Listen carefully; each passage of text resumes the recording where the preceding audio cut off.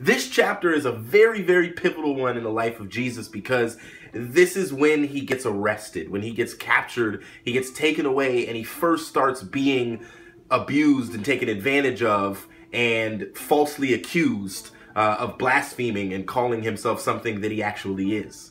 But one of the things that really caught my attention is that Jesus prays 3 times. He goes up and he says a prayer, if there's any way for this cup to pass from me, let it pass, but nevertheless, God, I want your will to be done and not mine.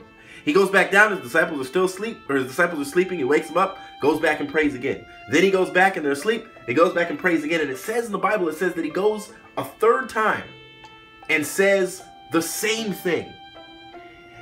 And what I got from that is take your time in discerning God's will for your specific life. Take your time. You know, one of the things that happens as believers is that we pray for things. We pray a lot. We're told, pray about it, pray about it, pray about it, pray about it. I'm going to pray about that. I'm going to pray about that. I'm going to pray about that. We pray so much, we actually get tired of praying and telling God what we want because we're not getting it. But Jesus kind of sets a model for us here where he tells God what he wants 3 times in a row, and he still submits his own desires to God's will. You're allowed to tell God what you want, but just be patient and pray as much as you have to in order to discern his will, and he will reveal it to you.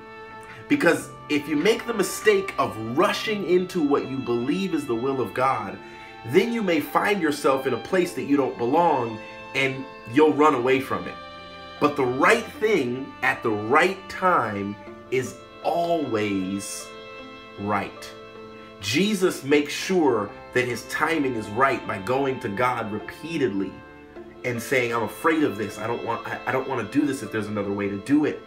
It's okay for you to be scared of what God is telling you is his will for your life and be afraid that I can't do this, I'm not capable. As long as you're willing, God can work with you.